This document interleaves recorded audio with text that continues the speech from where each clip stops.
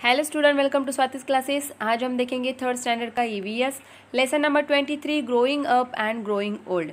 तो किस तरीके से जो छोटे बेबीज़ होते हैं वो ग्रो होते हैं और बाद में ओल्ड होते हैं, ये पूरा जो हमारा लाइफ प्रोसेस है ये हम देखने वाले हैं इस लेसन में। तो लेसन को स्टार्ट करने से पहले अगर आपने चैनल को सब्सक्राइब नहीं किया है स्टूडेंट, तो चैनल को सब्सक्राइब ज़रूर कीजिए और चैनल पर जाके आपको प्लेलिस्ट मिलेगा जहाँ पे आपको सारे लेसन्स के वीडियो मिल जाएंगे। तो चलिए लेसन को स्टार्ट करते हैं। तो देखिए यहाँ पे आपको एक पिक्चर दिया हुआ है और उसके साथ में कुछ क्वेश्चंस भी दिए हैं। जहाँ पे फर्स्ट क्वेश्चन है, what is the boys mother in this picture wearing. तो देखिए इस पिक्चर में आपको जो मदर दिख रही है, ये जो बॉय दिख रहा है, इसकी जो मदर है उन्होंने क्या वियर किया है, मतलब क्या पहना है। तो आप यहाँ पे देखेंगे तो यहाँ पे हमें दिख रहा है कि जो बॉयज़ की मदर है इन्होंने साड़ी पहनी हुई है। सेकेंड क्वेश्चन है, what is he sister wearing. उनके सिस्टर, जो इस लड़की की जो सिस्टर है उसने क्या पहना हुआ है। तो अगर हम यहाँ पे देखेंगे, ये जो लड़की दिख रही है ऑब्वियसली ये इनकी क्या होगी, सिस्टर होगी। तो सिस्टर ने क्या पहना हुआ है यहाँ पे, ड्रेस, जैसे कि कुर्ता पैजामा एंड दुपट्टा पहना हुआ है। देन नेक्स्ट क्वेश्चन है, what is the colour of his grandfather's shirt. तो ग्रैंड फादर हमें कहाँ पे दिख रहे हैं, यहाँ पे। तो इनके शर्ट का कलर कौन सा है, वाइट कलर। नेक्स्ट क्वेश्चन है, what is the colour of his father's shirt. तो फादर का शर्ट हमें यहाँ पे दिख रहा है, कौन से कलर का दिख रहा है आपको, लाइट ग्रीन कलर का शर्ट दिख रहा है। तो देखिए पिक्चर को ऑब्जर्व करने के बाद हमने ये आंसर दिए हैं। नेक्स्ट दिया है हमें, how did you guess who the mother is and who the sister is. तो पिक्चर को देखने के बाद हमें कैसे समझ में आया कि ये मदर है और ये सिस्टर है, ये कैसे हमें समझ में आया। तो देखिए कि ग्रो जैसे जैसे हम लोग होते हैं तो हमारे बॉडी में कुछ चेंजेस आते हैं। हमारे जो कपड़े हैं उन जैसे हम लोग पहनते हैं तो इनमें भी चेंजेस आने लगते हैं। तो हम लोग देख के ही समझ जाते हैं कि यहाँ पे मदर कौन सी है और सिस्टर कौन सी है। How did you guess who the grandfather is and who the father is. तो यहाँ पे दोनों हमें यहाँ पे पिक्चर दिख रहे हैं, तो हम किस तरीके से गेस कर पा रहे हैं कि ये फादर है और ये ग्रैंड फादर है। तो हमें यहाँ पे चेंजेस दिख रहे हैं। देखिए इनके बाल हमें ब्लैक कलर के दिख रहे हैं और यहाँ पे हमें इनके बाल जो है ग्रे वाइट कलर के दिख रहे हैं। तो यहाँ पे जो इनके एजेस है यहाँ पे हमें चेंज नज़र आता है, इसके लिए हम गेस कर पाते हैं कि कौन फादर है और कौन ग्रैंड फादर है। तो यही हमें इस लेसन में देखना है। तो कैन यू टेल में आपको दिया है यहाँ पे, talk to the grown ups to find out the following. तो आपके घर के जो बड़े हैं, ग्रोन अप्स मीन्स कौन, जो हमारे पेरेंट्स हैं, जो हमसे बड़े होते हैं, तो उनसे हमें आपको ये क्वेश्चन डिस्कस करने हैं, फिर आपको उनसे आंसर मिल जाएंगे। तो फर्स्ट क्वेश्चन आपको दिया है यहाँ पे, when does a baby start holding up its head. तो जो छोटे बेबीज़ होते हैं, जैसे कि 1 मंथ 2 मंथ के जो बेबीज़ होते हैं, वो अपने हेड को होल्ड नहीं कर पाते हैं, आसानी से नहीं उठा पाते। जैसे कि आपके घर में अगर छोटा बेबी होगा या फिर आपने कभी भी बेबी को देखा होगा तो ये बात आपने ऑब्जर्व की होगी कि एकदम से छोटे जो 1-2 महीने के बच्चे होते हैं वो अपने हेड को होल्ड नहीं कर पाते हैं। इसीलिए जब भी मदर उन्हें कैरी करती है, ऊपर उठाती है, या फिर कोई भी जो बड़े लोग होते हैं उनको जब बच्चे को उठाते हैं तो सबसे पहले उनके हेड को सपोर्ट देते हैं, फिर उन्हें गोदी में उठाया जाता है या फिर गोदी में लिया जाता है, क्योंकि वो अपने आप से अपने हेड को होल्ड नहीं कर पाते हैं अच्छे से। इसीलिए हमें जो बड़े पेरेंट्स है या फिर बड़े लोग होते हैं वो क्या करते हैं कि हमेशा ये बोलते हैं कि छोटे बच्चे को हमें कैसे केयरफुली हैंडल करना होता है, केयरफुली उन्हें पकड़ना होता है। सेकेंड क्वेश्चन आपको दिया यहाँ पे, when does a baby start teething. तो देखिए छोटे बेबी होते हैं उनके दांत होते हैं, क्या आपने भी ऑब्जर्व किया होगा, जैसे हमारे सारे दांत दिखते हैं हमें बड़े बड़े, ऐसे दांत उनके होते हैं क्या, नहीं। कुछ सर्टन टाइम होता है उसके बाद ही उन्हें दांत आना शुरू होता है। जैसे कि देखिए 6, 7, 8 मंथ्स के बच्चे हो जाते हैं तो उनके फिर दांत आना शुरू होता है। लेकिन ये पर्टिकुलर टाइम जो होता है सबके लिए सेम नहीं होता है, क्योंकि हर एक बच्चे का जो ग्रो होने का टाइम होता है ये थोड़ा सा अलग होता है। जैसे कि कभी कभी किसी बच्चे को 8-9 महीने के होने के बाद भी टीथ आते हैं, किसी को लेट भी आ सकते हैं। तो उसके बाद मतलब 6 महीने के बाद ही बच्चों को क्या होते हैं, दांत आना शुरू हो जाए। नेक्स्ट क्वेश्चन है, when do babies begin to turn over. तो बच्चे कब टर्न ओवर करने लगते हैं, ये भी आप आपके पेरेंट्स को क्वेश्चन कर सकते हैं। तो यहाँ पर टाइम क्या होगा, थोड़ा सा आगे पीछे हो सकता है, कुछ बच्चे जल्दी सीखते हैं, कुछ लेट सीखते हैं।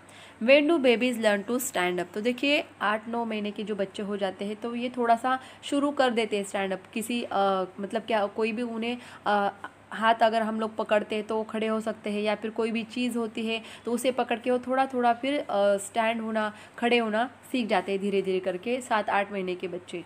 उसके बाद यह है, why aren't newborn babies fed rice. तो जो छोटे बेबी होते हैं उन्हें हम कोई भी खाना दे सकते हैं क्या, जैसे राइस है, चपाती है, इस तरह की खाना दे सकते हैं क्या? नहीं। हमें पता है जो न्यू बॉर्न बेबीज़ होते हैं उनके दांत जो होते हैं ये बाद में आना शुरू होते हैं, जैसे कि वो 8-9 महीने के हो जाते हैं या फिर 6 महीने के बाद में उन्हें दांत एक एक करके आते हैं, पूरे के पूरे दांत एक साथ तो नहीं आते हैं, तो वो चपाती या फिर राइस इस तरीके का खाना नहीं खा पाते। तो मोस्टली उन्हें मदर्स क्या करती है, मिल्क या फिर जो लिक्विड फूड होते हैं वो उन्हें दिया जाता है ताकि वो आसानी से खा सके उन्हें। उसके बाद नेक्स्ट है why do small babies need to be carried. तो स्मॉल बेबीज़ को हम हमेशा कैरिड क्यों करते हैं, क्योंकि हमें पता है कि वो चल नहीं पाते हैं, खुद को बैलेंस नहीं कर पाते हैं, तो इसीलिए हम लोगों को उनका ज़्यादा ध्यान रखना होता है। तो आपके घर में छोटा बेबी होगा तो ये सारी चीज़ें आपने ऑब्जर्व की होगी, या फिर नहीं है तो आपके पेरेंट्स को आप पूछ सकते हो अपने बारे में कि आप छोटे थे तब कैसे थे, आपको दांत कब आए थे, आप खड़े कब रहने लगे थे, तो आपके पेरेंट्स आपको आंसर दे सकते हैं। नेक्स्ट पेज पे आपको दिया है एज वी ग्रो। तो किस तरीके से हम लोग बड़े होते हैं, तो देखिए यहाँ पे दिया है a little baby is born, everyone is happy, the mother lovingly takes care of her baby. तो देखिए जैसे छोटा बेबी होता है घर में तो सब लोग क्या होते हैं, खुश हो जाते हैं, मदर जो होती है हमेशा उसकी केयर करती है। She bath the baby every day, baby को हर रोज़ नहलाया जाता है। She feeds it milk when it is hungry. तो जब भी बेबी हंग्री होता है तो क्या करता है, रोना शुरू करता है। तो क्योंकि उन्हें तो बोलना नहीं आता है तो मदर को समझ में आ जाता है कि इन्हें भूख लगी है, तो मम्मा उन्हें क्या करती है, मिल्क देती है। She sing it to sleep with lullabies. तो जो छोटे बच्चे हैं जल्दी से नहीं सोते हैं तो उनके लिए लुलाबीज मतलब लोरी गाई जाती है, गाना बोला जाता है, जिसके सुनते सुनते वो लोग क्या करते हैं, सो जाते हैं। स्लोली द बेबी ग्रोज, और धीरे धीरे करके बेबीज ग्रो होने लगते हैं। इट बिकम्स टॉलर, तो जैसे जैसे वो बड़े होते हैं तो उनकी हाइट भी बढ़ने लगती है।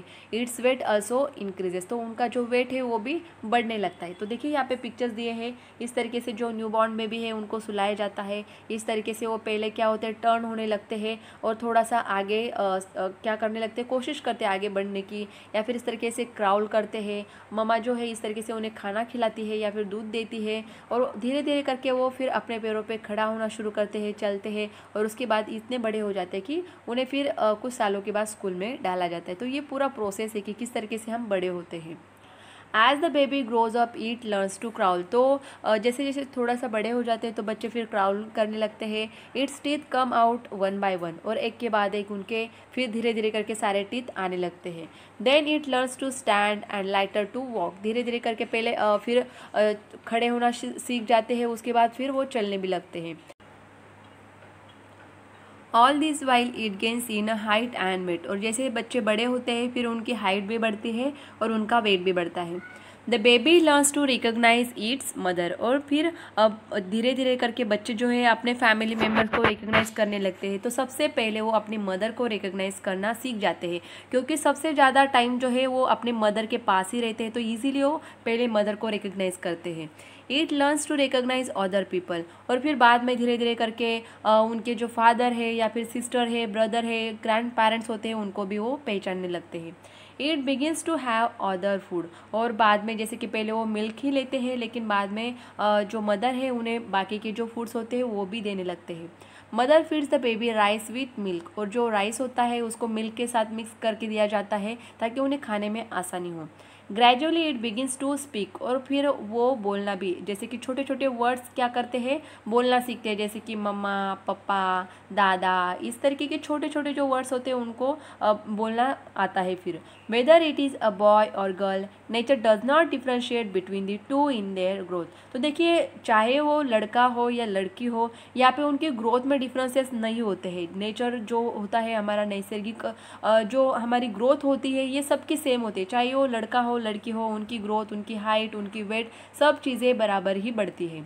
When they become bigger they are not babies any longer, तो जैसे वो बड़े होते हैं वो हमें छोटे बेबीज़ की तरह लगते हैं क्या, नहीं, बड़े हो जाते हैं। A little boy becomes a big boy, तो छोटा जो बॉय होता है ये एक बड़ा बॉय बन जाता है। A small girl becomes a big girl.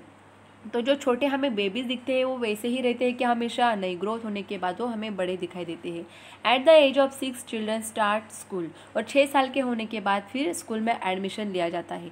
They keep growing in height until the age of 18, और 18 साल के होने तक ही हमारी हाइट क्या होती है, बढ़ती है। वेट का हम लोग नहीं बोल सकते कि 18 तक ही, उसके बाद भी बढ़ सकता है, कम भी होता है। तो यहाँ पे सिर्फ हमें याद रखना क्या है कि हाइट जो होती है ये 18 साल तक ही, 18 साल के होने तक ही हमारी हाइट बढ़ती है, उसके बाद हाइट नहीं बढ़ती है। Until 40 years of age a person remains fit, तो 40 ईयर्स के होने तक, 40 साल के होने तक हम फिट एंड फाइन रहते हैं। There is no gain in height but weight keeps increasing, तो हमारे जो हाइट है वो तो सिर्फ 18 साल तक ही बढ़ेगी, लेकिन 40 साल के होने तक उसके बाद जो है हमारा वेट क्या होता है, इंक्रीज़ होने लगता है, क्योंकि जो हमारे बॉडी मूवमेंट्स है वो कम होने लगते हैं। जो ओल्ड पीपल होते हैं वो काम भी कम करते हैं, तो इसके कारण जो उनका वेट है ये भी धीरे करके क्या होता है, फिर बढ़ने लगता है। Good habits and good food help to maintain good health, तो जैसे हमारी एज बढ़ती जाती है तो हमारे खाने के बारे में हमें काफ़ी केयरफुल रहना चाहिए। हमारा जो हेल्थ है उससे हमेशा मेंटेन करना चाहिए, और उसके लिए गुड फूड ही लेना ज़रूरी होता है। We benefit from regular exercise, और अगर हमें बेनिफिट चाहिए तो गुड फूड के साथ साथ हमें एक्सरसाइज भी रेगुलर करनी चाहिए, जिसके कारण हमारी जो हेल्थ है हमेशा अच्छी रहेगी, चाहे हम 40 साल के हो जाए या फिर 40 साल के बाद भी। Even after 40 years of age there are changes in our body, और 40 साल के बाद भी अगर हम देखेंगे तो हमारे बॉडी में कई सारे चेंजेस दिखाई देते हैं, जैसे कि gradually eyesight becomes weak, hair start turning grey. तो जैसे कि ओल्ड पीपल होते हैं उनको अगर आप देखोगे तो आपको कई सारे डिफरेंसेस नज़र आते हैं, जैसे कि उनकी देखने की जो क्षमता होती है ये कम हो जाती है, उन्हें दूर का दिखाई नहीं देता है, या फिर खूब बहुत धुंधला दिखाई देता है, कम दिखाई देता है। उनके जो हेयर होते हैं ये भी सफ़ेद होना शुरू हो जाता है। In old age the body strength decreases further, hearing and memory becomes weaker, तो जो हमारी सुनने की ताकत होती है या फिर मेमोरी, जो याद रखने चीज़ें हम लोग याद रख सकते हैं, ये भी क्या होती है, जैसे जैसे हमारी एज हो जाती है तो ये भी वीकर होने लगता है। टीथ बिगिन टू फॉल, और यहाँ पे देखिए क्या दिया है, in old age the body strength decreases further, तो जैसे हम लोग यंग होते हैं तो उस टाइम हम लोग काफ़ी काम जो होता है वो इजीली कर सकते हैं, लेकिन हमारी जब एज हो जाती है तो हमारी स्ट्रेंथ नहीं रह पाती है, उतनी ताकत हम में नहीं होती है कि हम सारे काम कर सकते हैं। टीथ बिगिन टू फॉल, हमारे जो दांत है वो भी गिरने लगते हैं। We sleep less and develop various disorders, तो कुछ लोग ऐसे होते हैं कि उनकी एज होने के बाद उन्हें नींद ज़्यादा नहीं आती है, और कई सारे जो डिसऑर्डर्स होते हैं उनमें डेवलप होने लगते हैं। वन डे डेथ ऑकर्स, तो एक दिन ऐसा आ जाता है कि हम लोग ओल्ड हो जाते हैं और हमारी ज़्यादा एज हो जाती है, तो उसके बाद डेथ भी होती है। तो ये पूरा प्रोसेस आपको दिया है कि कैसे स्मॉल बेबी से हम लोग ओल्ड हो जाते हैं, ये पूरा प्रोसेस आपको यहाँ पे समझाया गया है। तो देखिए स्टूडेंट, लेसन का जो रिमेनिंग पार्ट है वो देखेंगे हम सेकेंड पार्ट में, तो सेकेंड पार्ट को भी ज़रूर देखिए ताकि आपको जो यूज़फुल इन्फॉर्मेशन है इस लेसन से मिलने वाली है।